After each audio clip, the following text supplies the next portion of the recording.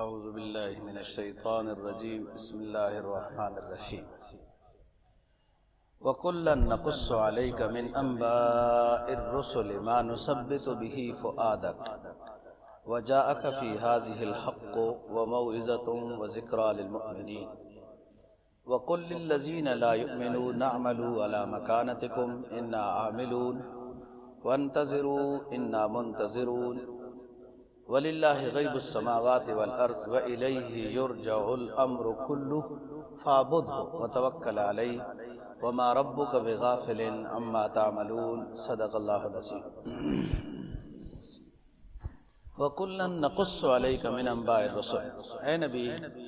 ہم یہ تقریباً کافی سارے انبیاء علیہ السلام کے واقعات آپ کے سامنے بیان کر چکے ہیں۔ اس سے مقصد ہمارا ما نثبت بہ فؤادک، اس سے ہم آپ کے دل کو تسلی دینا چاہتے ہیں۔ وجاءک فی ہذہ الحق وموعظہ وذکریٰ للمؤمنین، آپ کے پاس یہ جو نصیحت والی کتاب آئی ہے یہ سچی کتاب ہے، نصیحت آموز ہے اور ایمان والوں کے لیے یہ نصیحت ہے۔ وَقُلْ لِلَّذِينَ لَا يُؤْمِنُونَ اعْمَلُوا عَلَىٰ مَكَانَتِكُمْ إِنَّا عَامِلُونَ، اے نبی جو لوگ ایمان نہیں لاتے ان کو آپ فرما دیں کہ تم اپنے کام اپنی جگہ پہ کرتے رہو، ہم بھی اپنے کام کرتے رہتے ہیں، پھر اللہ کے فیصلے کا انتظار تم بھی کرو، انا منتظرون، اور ہم بھی انتظار کرتے ہیں۔ وَلِلَّهِ غَيْبُ السَّمَاوَاتِ وَالْأَرْضِ وَإِلَيْهِ يُرْجَعُ الْأَمْرُ كُلُّهُ، اللہ ہی کے علم میں ہے تمام آسمانوں اور زمین کا پوشیدہ چیزیں بھی، اور اسی کی طرف تمام کے تمام امور کو لوٹایا جائے گا۔ آپ اسی کی ہی عبادت کریں اور اسی پر بھروسہ رکھیں، اللہ تعالیٰ تمہارے اعمال سے بے خبر نہیں ہے۔ یہ سورہ ہود 12ویں پارے میں یہ ختم ہو رہی ہے، اور آخری آیات میں یہ سبق بیان ہوا کہ اے نبی ہم نے سورہ ہود کے اندر یا اس سے پہلے قرآن مجید کی اور سورتوں میں جو انبیاء سابقہ کے واقعات بیان کیے ہیں اس میں دو مقصد ہیں۔ ایک مقصد تو یہ ہے کہ ما نثبت بہ فؤادک، ہم قصے جو انبیاء علیہ السلام کے آپ کے سامنے بیان کرتے آ رہے ہیں تاکہ اس کے ذریعے سے ہم آپ کے دل کو تسلی دیں، آپ پریشان نہ ہو جائیں۔ آپ پریشان ہو جاتے تھے کہ میں ان لوگوں کو اتنی مطلب ہے کہ ہمدردی کے ساتھ سمجھاتا ہوں، یہ لوگ بات نہیں سنتے ہیں، نہیں سمجھتے ہیں، نہیں مانتے ہیں، آپ اس پر پریشان ہو جاتے تھے۔ تو اس پر آپ کو تسلی دی ہے کہ دیکھو پہلے انبیاء علیہ السلام بھی دنیا میں تشریف لائے، انہوں نے بھی واضح نصیحتیں کی ہیں اور لوگوں نے نہیں مانا ہے، تو کوئی ایسی بات نہیں، آپ کے ساتھ کوئی ایک الگ بات، امتیازی بات نہیں ہو رہی ہے۔ اگر لوگ آپ کی بات نہیں مانتے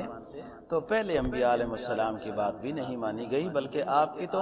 لوگ زیادہ ہی بات مان رہے ہیں۔ دیکھو جب آپ دنیا سے تشریف لے گئے تو صرف حج کے موقع پر جو آخری آپ کا حج ہے نا، اس حج پر جو حاضری لکھی ہے میدان عرفات کی وہ 1,24,000 26,000 30,000، یہ حج کے موقع پہ جو لوگوں کی حاضری ہے ان کی گنتی ہے۔ بہت سارے ایمان والے لوگ صاحب حیثیت نہ ہونے کی وجہ سے حج میں شریک نہیں بھی ہو سکے تھے، مثلا مدینہ کے کئی لوگ رہ گئے تھے، اس طرح یمن کے لوگ کئی لوگ رہ گئے تھے، کوئی آ گئے تھے، تو صرف مکہ میں میدان عرفات میں جو حاجیوں کی حاضری تھی وہ 1,25,000 تھی۔ تو اے نبی آپ تو اپنی زندگی میں بہت اعلیٰ درجے میں بامقصد طریقے سے گویا کامیاب جا رہے ہیں۔ اس سے پہلے بھی انبیاء علیہ السلام کامیاب ہی دنیا سے گئے، بھائی انبیاء کا کام ہے واضح و نصیحت کرنا، تبلیغ کرنا، وہ کرتے رہے۔ اب لوگوں کو ہدایت دینا یہ اللہ کے قبضے میں ہے، کسی قوم کے لوگ 100، کسی کے 1000، کسی کے 84، کسی کے 150، اتنے لوگ ایمان لائے، تو آپ پریشان نہ ہوں، آپ کے تو ماننے والے زیادہ ہیں اور آپ بہت اعلیٰ درجے سے دنیا سے اپنا مقصد کامیابی کے ساتھ حاصل کر کے جا رہے ہیں۔ تو ہم جو سابقہ کے واقعات، سورہ ہود میں بھی حضرت نوح علیہ السلام کا واقعہ آیا، پھر ہود علیہ السلام کا آیا، پھر صالح علیہ السلام کی قوم کا واقعہ آیا، پھر شعیب علیہ السلام کا آیا، ابراہیم علیہ السلام کا، لوط علیہ السلام کا، موسیٰ علیہ السلام کا، یہ واقعات آئے تو ہم اس لیے یہ واقعات آپ کے سامنے بیان کرتے ہیں مَا نُثَبِّتُ بِهِ فُؤَادَكَ، تاکہ آپ کے دل کو تسلی دیں کہ جو لوگ آپ کی بات نہیں مانتے آپ پریشان نہ ہوں۔ پہلے بھی انبیاء ایسے آئے، انہوں نے واعظ و نصیحت کی اور بعض لوگوں نے بات نہیں مانی، ان کی قسمت ایسی تھی۔ دوسرا مقصد ان واقعات سے، ثابتہ کے واقعات سے دوسرا مقصد یہ ہوتا ہے کہ ان لوگوں میں یہ غلطیاں تھیں اور ان پر عذاب آیا، تو جو ہماری آخری یعنی شریعت کی جو امت ہے ان کے لیے عبرت اور نصیحت مقصد ہے کہ ایسی غلطیوں میں من حیث القوم اجتماعی طور پر لوگ ایسی غلطیوں میں مبتلا نہ ہو جائیں، کہیں ایسا نہ ہو کہ اللہ کا عذاب آ جائے۔ یعنی یہ بھی اللہ کی طرف سے ایک انعام ہے کہ پہلے لوگوں کی غلطیوں کا ذکر کیا، ان کے عذاب کا ذکر کیا، تاکہ آخری لوگ، آخری امت نبی پاک صلی اللہ علیہ وسلم کی امت اس طرح کے اجتماعی گناہوں سے اپنے آپ کو بچائے، کہیں اللہ کو، اللہ کے رسول کی ناراضگی نہ ان کو سامنا کرنا پڑے۔ مثلا جتنی قومیں پہلے گزری ہیں ان کے ساتھ شرک کا تعلق تو تھا ہی، لیکن صرف شرک کے ساتھ اللہ تعالیٰ عذاب نہیں بھیجتے، واعظ و نصیحت کرتے رہتے ہیں۔ جب قوم پیغمبر کی یا آیات ربانی کی استہزاء کرنے لگ جاتی ہے جب قوم، تو پھر اللہ کا عذاب آتا ہے۔ حضرت نوح علیہ السلام 950 سال تک تبلیغ کرتے رہے تو 80-84 لوگوں نے ایمان لایا ہے، عذاب نہیں آیا۔ عذاب تب آیا جب نوح علیہ السلام کے انہوں نے استہزاء شروع کر دی ہے، مذاق بنانا شروع کر دی ہے۔ اسی طریقے سے حضرت صالح علیہ السلام سے انہوں نے مطالبہ کیا اونٹنی کا وغیرہ، انہوں نے سمجھایا اونٹنی آ جائے گی لیکن آپ لوگ اس کی عزت احترام کرنا، انہوں نے عزت احترام نہیں کی اور اس کی وجہ سے ان کے اوپر عذاب آیا۔ یہی بات حود علیہ السلام کی، یہی بات قوم مدین کی ہے۔ شرک اور کفر تو یہ سارے ہی کرتے تھے، اللہ کی طرف سے عذاب شرک اور کفر کی وجہ سے صرف نہیں آتا، وہ تو پیغمبر ہیں، سمجھایا جا رہا ہے، لیکن جب اقوام پیغمبر کی یا آیات خداوندی کی استہزاء کرنے لگ جاتی ہے تو تب عذاب آتا ہے۔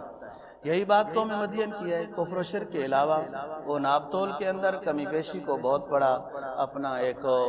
کمال سمجھتے تھے، جس پر انہیں سمجھایا گیا اور عذاب آیا۔ تو یہ جو سابقہ کے واقعات اور عذاب اور اس طرح کی چیز قرآن مجید نے بیان کی ہے، آخری اس امت کو سمجھانے کے لیے کہ اس سے عبرت حاصل کریں اور ایسے گناہ انسان کے اندر نہیں ہونے چاہیے۔ علماء نے لکھا ہے احادیث کی روشنی میں کہ اللہ کا عذاب صرف کفر و شرک کی وجہ سے نہیں آیا، جب قوموں نے ظلم و ستم شروع کیا اور استہزاء کی پیغمبر کی، یا فساد فی الارض، قتل و قتال، ناپ تول بھی قتل و قتال ہی ہے کہ یہ معاشی قتل و قتال ہے، پھر اللہ کا عذاب آیا۔ تو پیغمبر کے سامنے سابقہ کے واقعات بیان کیے کہ پیغمبر کے دل کو تسلی دی، اور امت کے سامنے ان واقعات سے گویا کہ عبرت ان کو دلانی ہے کہ نصیحت حاصل کریں، ایسے گناہ نہ کریں۔ یہ کتاب آئی ہے، یہ حق بھری کتاب ہے، سچی کتاب ہے اور نصیحت والی کتاب ہے۔ موعظہ اس نصیحت کو کہتے ہیں جس نصیحت کے اندر درد ہو، صرف ٹوٹل پورا کرنا نہ ہو۔ ایک اعلان ہوتا ہے نا جی، 2-3 دن تک ٹھیک ہو جاؤ ورنہ پھر آئندہ جو بیلٹ نہیں باندھو گے تو چلان ہوگا، یہ ٹوٹل پورا کیا جا رہا ہے، یہ درد مندی آواز نہیں ہوتی۔ جو حکومتی قانون ہوتے ہیں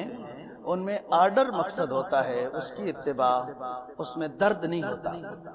قرآن کی جو نصیحت ہے اس کو قرآن نے کہا موعظہ اس نصیحت کو کہتے ہیں جس میں درد مقصد ہوتا ہے، ہمدردی مقصد ہوتی ہے، خیرخواہی مقصد ہوتی ہے، اور کوئی مقصد نہیں ہے۔ تو قرآن مجید کتاب یہ موعظہ ہے، یہ نصیحت کی کتاب ہے۔ سب علوم قرآن مجید کے اندر موجود ہیں۔ لوگ کہتے ہیں ہمیں سمجھ میں نہیں آتی کہ دیوبندی بنے، بریلوی بنے، اہل حدیث بنے، کیا بنے۔ وہ ویسے اپنا نفس ان کو یوں کہتا ہے، وہ ماحول، رسم رواج، شیطان ان کو خوش کرتا ہے کہ یہ جملہ پڑھو۔ آپ کچھ بھی نہ پڑھو، آپ قرآن مجید پڑھو، حدیث پڑھو، خود بخود صراط مستقیم مل جائے گی کہ قرآن کیا کہتا ہے، عقیدہ کیسا بناؤ، اخلاق کیسے بناؤ، کن گناہوں سے اپنے آپ کو بچاؤ، کن کاموں پر آپ پابندی کرو، بالکل سیدھا راستہ سمجھ میں آ جائے گا۔ یہ بہانہ بنانا کہ ہمیں تو حق سمجھ میں ہی نہیں آتا، ہمارے ملک میں بہت سارے فرقے ہیں، ہم کون سا فرقہ اختیار کریں، یہ اپنے نفس کو خوش کرنے کا بہانہ ہے، اور یہ بہانہ کل اللہ کے سامنے حاضری کے وقت گویا کہ نجات نہیں دلائے گا۔ قرآن و حدیث آپ کے سامنے ہے، اور قرآن تو اعلان کرتا ہے، اور ایک مرتبہ نہیں، سورہ اقتربت الساعۃ وانشق القمر میں قرآن مجید نے بار بار یہ بات کہی، وَلَقَدْ يَسَّرْنَا الْقُرْآنَ لِلذِّكْرِ فَهَلْ مِن مُدَّكِرٍ۔ ہم نے قرآن مجید کو بہت آسان انداز میں نازل کیا ہے، کیا تم میں سے کوئی ہے نصیحت حاصل کرنے والا؟ دیکھو نا، اتنی مشکل زبانیں ہم نے پڑھ لی ہیں، اتنے مشکل علوم پڑھ لیے ہیں، قرآن مجید تو ایک فطرت کے مطابق زبان ہے۔ واللہ عالم، بعض حضرات نے تو دوستو اس حد تک بات لکھی ہے کہ کوئی کافر جب مسلمان ہوتا ہے تو اسے نو مسلم نہیں کہنا چاہیے، وہ اپنے پرانے مسلک پر آ گیا ہے، نو مسلم نہیں ہے۔ کیوں؟ انہوں نے وہ حدیث نقل کی ہے کہ قرآن حدیث میں جناب نبی پاک صلی اللہ علیہ وسلم کا فرمان ہے نا کہ جب بھی کوئی پیدا کیا جاتا ہے تو فطرت اسلام پر پیدا ہوتا ہے، وَأَبَوَاهُ يُحَوِّدَانِهِ أَوْ يُنَصِّرَانِهِ أَوْ يُمَجِّسَانِهِ، اس کے والدین، ماحول، علاقہ، ملک، قوم، قبیلہ اس کو یہودی بنا دیتا ہے، عیسائی بنا دیتا ہے، ہندو بنا دیتا ہے، کچھ اور بنا دیتا ہے۔ اس بچہ جو بھی پیدا ہو، جس کے گھر میں بھی پیدا ہو، وہ معصوم ہوتا ہے، وہ فطرت اسلام پر پیدا ہوتا ہے، پھر اس کا ماحول اس کو گویا کہ کافر بنا دیتا ہے تو نو مسلم نہیں ہے، وہ اپنے اصلی مسلک کے اوپر گویا کہ اللہ نے اس کو ہدایت دے دی اور واپس آ گیا ہے۔ بات یہی وجہ ہے کہ جو غیر مسلم لوگوں کے بچے، غیر مسلم لوگوں کے نابالغ بچے جب فوت ہو جائیں نابالغی کے زمانے میں، تو حدیث میں آتا ہے وہ جہنم میں نہیں جائیں گے۔ اگر وہ کافروں کے بچے تو کافر ہی انہوں نے مستقبل میں بننا تھا، لیکن وہ جہنم میں نہیں جائیں گے، وہ جنت میں جائیں گے، جنتیوں کے خادم بنیں گے۔ بہت ساری تفسیر ہے، تو بات یہ ہے مَا نُثَبِّتُ بِهِ فُؤَادَكَ، یہ بہت سارے واقعات جو ہے نبی آپ کے سامنے بیان کیے جاتے ہیں،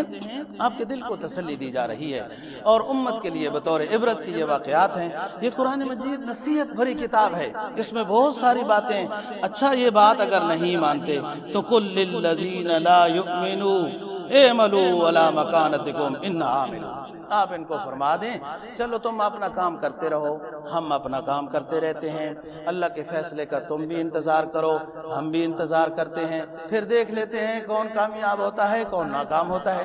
بس یہی آخر میں ہو سکتا ہے نا، جب بار بار سمجھایا جا رہا ہے، بار بار سمجھایا جا رہا ہے، ایک بندہ نہیں سمجھتا ہے تو اس کو لاٹھی یا کلاڑی مارنے کی ضرورت نہیں ہے، پھر اس کو اللہ کے فیصلے کے سپرد کر دینا چاہیے۔ فرمایا وَلِلَّهِ غَيْبُ السَّمَاوَاتِ وَالْأَرْضِ وَإِلَيْهِ يُرْجَعُ الْأَمْرُ كُلُّهُ، اللہ ہی کے علم میں ہے تمام زمین و آسمان کا پوشیدہ علم بھی، ظاہری علم بھی، ملکیت بھی، سب اللہ کے قبضے میں۔ بات یہ ہے اللہ تو علیم بذات الصدور ہے، پوشیدہ چیزوں کو جانتا ہے، تو جو لوگ ظاہری طور پر کفر کر رہے ہیں، شرک کر رہے ہیں، بدعت کر رہے ہیں، رسموں پر عمل کر رہے ہیں، قتل و قتال کر رہے ہیں، ظلم و ستم کر رہے ہیں، لوٹ گسوٹ کر رہے ہیں، رشوتیں لے رہے ہیں، یہ تو پوشیدہ ہے ہی نہیں، یہ تو ظاہری طور پر اعلانیہ کر رہے ہیں، یہ تو بغاوت ہے، اور بغاوت تو اللہ معاف نہیں کرتے، یعنی وہ تو پوشیدہ چیزوں کو بھی جانتا ہے۔ یہ تو لوگ جو اس طرح کی بے عمالیوں میں، بدعمالیوں میں لگے ہیں، یہ تو اعلانیہ وہ کر رہے ہیں، تو اعلانیہ کو بطریق اولا جانتا ہے۔ وَإِلَيْهِ يُرْجَعُ الْأَمْرُ كُلُّهُ، تمام کی تمام چیزیں آخرت میں اللہ کے سامنے حاضر کر دی جائیں گی۔ علماء نے لکھا ہے کہ پرانے زمانے میں خیر القرون میں علماء نیک لوگ ایک دوسرے کو جب خط لکھتے تھے تو شروع میں لکھتے ہیں نا بخدمت جناب آپ بھی خیریت سے ہوں گے، میں بھی اللہ کے فضل سے خیریت میں ہوں، تو 3 جملے لکھا کرتے تھے، اس وقت یہ رواج تھا۔ پہلا جملہ یہ لکھتے تھے کہ جو شخص آخرت کو سنوارنے میں لگ جاتا ہے تو اللہ اس کی دنیا کی سنوارنے میں لگ جاتا ہے۔ جو آخرت کے سمجھے خط لکھتے تھے ایک دوسرے کو جب نیک لوگ تو 3 جملے لکھا کرتے تھے، ان میں سے پہلا جملہ یہ لکھتے تھے، یعنی یہ بھی ایک نصیحت ہے یہ جملہ، اور خط میں بھی تو کوئی پیغام ہوتا ہے، اور سب سے اونچا پیغام کہ جس کو آپ نے خط لکھا اس کو فکر آخرت دیں، دعوت اللہ دیں، نیکی کی اس کو ترغیب دیں، سب سے اونچا خط ہے یہ۔ آپ صلی اللہ علیہ وسلم نے خط کہیں نہیں لکھے، اور اگر لکھے ہیں خط تو بادشاہ عالم کو لکھے ہیں، ان کو واضح نصیحت کی ہے، اسلام کی تبلیغ کی ہے، خط ایسا ہونا چاہیے۔ تو پہلا جملہ یہ لکھتے تھے نیک لوگ کہ جو شخص آخرت کے کاموں میں لگ جاتا ہے اللہ اس کے دنیا کے کام درست کر دیتا ہے، اور دوسرا یہ لکھتے تھے جو باطن کو سنوارنے میں لگ جاتا ہے اللہ اس کے ظاہر کو سنوار دیتا ہے، اور جو اللہ کے ساتھ، تیسرا جملہ، جو اللہ کے ساتھ اپنے معاملات کو سنوار لیتا ہے اللہ تعالیٰ اس شخص کے معاملات لوگوں کے ساتھ جو ہوتے ہیں وہ درست کر لیتا ہے، سنوار لیتا ہے۔ فرمایا کہ آخرت میں تمام امور اللہ کے سامنے پیش کیے جائیں گے، فاعبد، آپ کا کام ہے بندگی کرتے رہیں۔ عبد کے معنی ہوتا ہے اطاعت، بندگی، اس میں نماز، روزہ، تمام چیزیں اس کے اندر داخل ہیں، اور یہی جامع معنی لفظ ہے جس کو قرآن مجید نے 27ویں بارے میں بیان کیا، وما خلقت الجن والانس الا لیعبدون، فاعبد وتوکل علیہ، آپ اللہ کی بندگی کرتے رہیں، اور پھر جب جس ذات کی آپ بندگی کر رہے ہیں اس پہ آپ بھروسہ رکھیں۔ لوگ دنیا کی باتوں کو، بادشاہوں کی باتوں کو مانتے ہیں تو بادشاہوں پہ بھروسہ ہوتا ہے نا کہ ہم نے ان کے لیے اتنا عرصہ ٹیم ورک کیا ہے، ووٹ بنائے ہیں، فلان کیا ہے، جو کیا، پھر اس لیڈر کے اوپر بھروسہ بھی ہوتا ہے۔ اے مسلم، تو جب اللہ اور اللہ کی رسول کی اطاعت میں زندگی گزار رہا ہے تو تیرا بھروسہ وتوکل علی اللہ، اللہ کے اوپر بھروسہ ہونا چاہیے۔ جس کی بات مان رہا ہے، جس کی اطاعت کر رہا ہے اس کا بھروسہ کر، اور اللہ تمہارے اعمال سے بے خبر نہیں ہے، اللہ سمجھ نصیب فرمائے۔